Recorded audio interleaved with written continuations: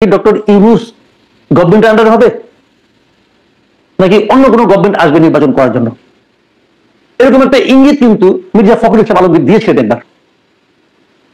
আমি বলি যে ডক্টর ইউনূস সরকার বাংলাদেশের আগামী নির্বাচন অনুষ্ঠানের যে দায়িত্ব পালনের নৈতিক অধিকার হারিয়েছেন, এটা হলো আমার অপিনিয়ন। আমি ডক্টর ইউনূস সরকারের অধীনে কোনো নির্বাচন চাই না। আমি মনে করি সেই নির্বাচন যদি হয় সেটা পক্ষপাত দুষ্ট নির্বাচন হবে। আমরা এত যে আন্দোলন, গত 17-18 বছরের আন্দোলনের মূল বক্তব্যটা বলেন তো? মূল বক্তব্য হলো আমরা একটা তত্ত্বাবধায়ক সরকারের অধীনে, একটা নির্দলীয় নিরপেক্ষ তত্ত্বাবধায়ক সরকারের অধীনে আমরা একটা নির্বাচন চাই। তত্ত্বাবধায়ক সরকারের মূল কনসেপ্টটা কি? মূল কনসেপ্টটা হলো নির্বাচনের সময় এমন একটা সরকার থাকবে যে সরকারটা নিজেরা সেই নির্বাচনে প্রার্থী হবেন না, অথবা যারা প্রার্থী হবেন তাদের কারো প্রতি সেই সরকারের কোনো প্রত্যক্ষ অথবা পরোক্ষ সমর্থন বা ভালোবাসা থাকবে না। আমার বিবেচনায় এটাই হলো তত্ত্বাবধায়ক সরকারের মূল কনসেপ্ট। সেই কনসেপ্ট থেকে ডক্টর ইউনূসের সরকার দূরে সরে গেছে। আর বড় প্রমাণ হলো ডক্টর ইউনূস নিজেই ফিনান্সিয়াল টাইমসের কাছে যে পডকাস্ট, তাদের যে পডকাস্টে সাক্ষাৎকার উনি দিয়েছেন, সেখানে উনি স্পষ্ট করে বলেছেন যে ছাত্রদের রাজনৈতিক দল করার জন্য উনি উৎসাহ দিয়েছেন। উনি যে দলটা করার জন্য উৎসাহ দেন, সেই দলের প্রতি ওনার কি কোনো ফিলিংস কাজ করবে না? হ্যাঁ, উনি তো সেটাও বলছেন যে উনি উৎসাহ দিচ্ছেন, সুযোগ দিচ্ছেন, এবং তিনি বলছেন যে তারা যদি এটি না নেয় তাহলে এটার ফসলটা অন্যরা নিয়ে চলে যাবে। গুড।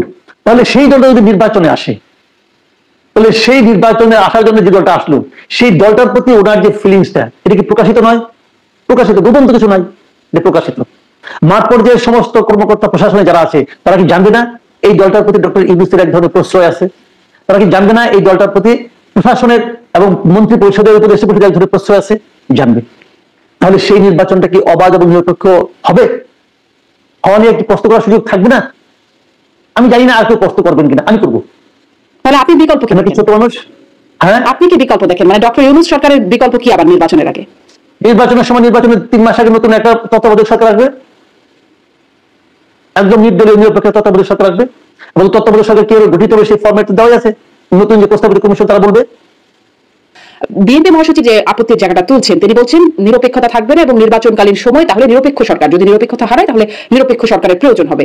সেই সাক্ষাৎকারে যেটি বললেন, এখন কি মানে আপনি আবার যে বাস্তবতার কথা বলছেন যে ছাত্ররা যদি কয় তাহলে অন্যায় কি আছে, এই বাস্তবতায় কি নিরপেক্ষ থাকবে সরকার? সেই সরকারের উপর বিএনপি সহ অন্যান্য দলগুলো আস্থা রাখতে পারবে?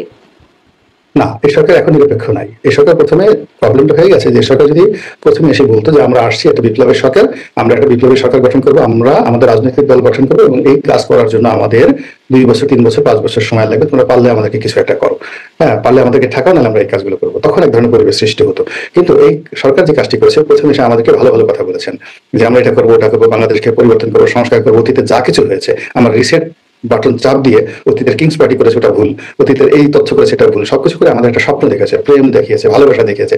আমরা এটা লন্ডন আমেরিকার মধ্যে একটা উন্নত সভ্য সমাজ আমরা কল্পনা করেছি। আমাদের বাংলাদেশের অতীতের যে ভুলগুলো হয়েছিল সেই ভুলগুলো থেকে আমরা বের হয়ে আসার জন্য আমাদের জনগণের স্বপ্ন দেখেছিল।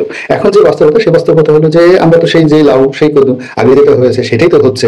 এজন্য মির্জা ফখরুল সাহেব থেকে শুরু করে অন্য যারা সবাই আছে তারা হতাশ যে আপনি যদি প্রথম দিন থেকে বলতেন তাহলে আর আমরা যে আপনাদের সাথে দেখা করেছি, কথা বলেছি, সমর্থন দেওয়ার চেষ্টা করেছি, 2 বছর যৌক্তিক সময় দেওয়ার চেষ্টা করেছি, এই জিনিসগুলো আমাদের হতো না। আমরা প্রথম দিন থেকে আমাদের ডেস্টিনেশন, আমরা আপনাদের সঙ্গে আওয়ামী লীগের মতো ফাইটে যেতাম, অথবা আপনাদেরকে আওয়ামী লীগের মতো ভয় পেতাম, দুটো একটা করতাম। কিন্তু এই কি অবস্থা, একবার বুকে টেনে নিলেন, হ্যাঁ আবার এখন আবার আমাদেরকে দূরে সরে দিচ্ছেন। একবার বললেন যে আমাদের হাতে ক্ষমতা ছেড়ে দেবেন, আমরা ইলেকশন হবে, আবার এখন বলছে আমরা নিজেরা পার্টি করবো, পার্টি করার পরে তারপরে ইলেকশন হবে। এবং তারও বলার চেষ্টা করছেন ডক্টর মোহাম্মদ ইউনূস যে এই আন্দোলন যারা করেছেন তারা সফল, তো তাদেরকে যদি এই আন্দোলনে অংশগ্রহণ করানো হয়, ক্ষমতার ভাগিদার দেওয়া না হয়, তাহলে এটার যে আদর্শ, এটার যে প্রাপ্তি, এটা নষ্ট হয়ে যাবে, এটা নষ্ট হয়ে যাবে, অন্যের হাত থেকে হবে না, বিএনপি খেয়ে ফেলবে, জামাত খেয়ে ফেলবে, কাজে আমরা এটা হতে দিতে পারি না। তো এই কথা যদি আগস্ট মাসে বলতেন তাহলে মির্জা ফখরুল সাহেব হয়তো এই কথা বলতেন না। তো এখানে আপনি এটাকে কি বলবেন, এটাকে হিপোক্রেসি বলা ঠিক হবে কিনা, মুনাফিকি বলা ঠিক হবে কিনা, আই ডোন্ট নো।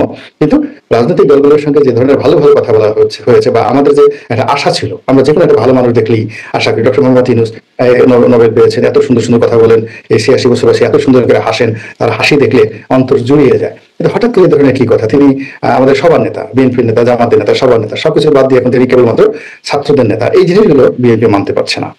ছাত্রদেরকে সুযোগ দেওয়ার কথা বলছেন বা তিনি ছাত্রদেরকে উৎসাহিত করছেন রাজনৈতিক দল গঠন করা, এবং তিনি বলছেন যে রক্ত দিয়ে তারা যেগুলো অর্জন করেছে সেগুলো তাদেরকেই রক্ষা করতে হবে। অন্যথায় ক্ষমতায় সেগুলো সেই সব ব্যক্তি নিয়ে যাবে যারা বিগত প্রশাসন ও অন্যায় মতো সবকিছুর পুনরাবৃত্তি করার সুযোগ খুঁজছে, এবং তিনি ছাত্রদেরকে উৎসাহিত করছেন যে তাদেরকে সবাই চিনে, তারা যেন রাজনৈতিক দল গঠন করে। এখানে আপনারা কিছুদিন আগে মানে বিএনপি মহাসচিব মির্জা ফখরুল ইসলাম আলমগীর এই সরকারের নিরপেক্ষতা, নির্বাচনকালীন সরকারের নিরপেক্ষতার কথা বলেছেন। নিরপেক্ষ সরকার প্রয়োজন হলে নিরপেক্ষ সরকারের দাবি করা হবে। আপনাদের কি এই সরকারের প্রতি মানে ডক্টর মোহাম্মদ ইউনূসের বক্তব্যের উপরে আস্থা রাখছেন যে এই সরকার নিরপেক্ষ সরকার? এখানে সরকার নিজের আস্থা হারাই ফেলবে এরকম বক্তৃতা যদি দিয়ে থাকে, তার মানে ইনার রাজনৈতিক সংগঠন করার আগ্রহ আছে। এবং 111 যখন আসছিল তখন ইনি রাজনৈতিক দলও কিন্তু গঠন করতে গেছিল, কিন্তু গঠন করতে গিয়ে যখন দেখছে যে আসলে দেশের মানুষ দুই নেত্রীর সপক্ষে, তো তখন উনি আর পেরে ওঠেননি। তারপরে -2 ফর্মুলার সাথে এই উপদেষ্টা মন্ডলীর অধিকাংশ সদস্য টক শো থেকে শুরু করে সবকিছু আপনি দেখবেন -2 এর সপক্ষে যারা ছিল। এবং 2008 নির্বাচন একটা জঘন্য নির্বাচন। এই নির্বাচনকে এই প্রত্যেকে যারা উপদেষ্টা মন্ডলীর সদস্য বৈধ নির্বাচন বলে, অথচ এটা একটা পাতানো নির্বাচন। কাকে কত সিট দিবে যার সিটিং অ্যারেঞ্জমেন্ট ভারতের র গোয়েন্দা সংস্থা প্রণব মুখার্জি সহ লন্ডনে বসে শেখ হাসিনাকে প্যারোলতে জামিন নিয়ে যে ফয়সালা করে আসছে, এটা সবাই জানে। যারা ফয়সালা করছে বাংলাদেশের অনেক প্রশাসনের লোক ছিল তৎকালীন সময়, ডিসিএসপি, আমাদেরও 2-4 বন্ধু বান্ধব ছিল, তাদের কাছে ডাইরেক্টলি আমার শোনা। অথচ এই প্রত্যেকেই বলবে 8 নির্বাচনের মতো নির্বাচন হয় না। এবং 8 যে নির্বাচন কমিশনার ছিল সাখাওয়াত হোসেন, নাকি ওনাকে উপদেষ্টা বানাইছে। তার এরা সবসময় রাজনৈতিক বিমুখতার দিকে যাচ্ছে এবং ওদের মদতপুষ্ট একটি রাজনৈতিক সংগঠন তৈরি করতে যাচ্ছে। এদের ওই 111 থেকে শুরু করে অদ্যাবধি এনাদের যে এটা এখন কখনো গোপন করে আমার রাজনৈতিক উচ্চবিলাস নাই, আবার কখনো প্রকাশ ভঙ্গিতে মনের কথাটা বের হয়ে চলে আসে। তো মনের কথাটা যখন বের হয়ে চলে আসে তখন তো সমালোচনা এবং তোপের মুখে ডক্টর ইউনূস সহ তার উপদেষ্টা মন্ডলীর সদস্যের প্রত্যেককেই পড়তে হবে। তখন তারা পড়ছে, আস্তে আস্তে থলের বিড়াল আরো বেড়ে যাবে এবং এরা কাকে ক্ষমতায় বসাতে চাচ্ছে এটাও কিন্তু বেরো যাবে। এরা পৃষ্ঠপোষক কাদের করছে, এদের পৃষ্ঠপোষক কারা, এটাও কিন্তু বেরো যাবে। এবং আমরা যে কথাটা বাংলাদেশে প্রচলিত শুধু না দেখছি এবং রাজনীতি করার কারণে কিছু ধারণা তো করছি, ধারণার বশবর্তী কথা বলাটা ঠিক না, আমি অপ্রকাশিত ভাবে রাখলাম। কিন্তু এদের ভিতরে উপদেষ্টা, এদের ভিতরে গুরু আছে,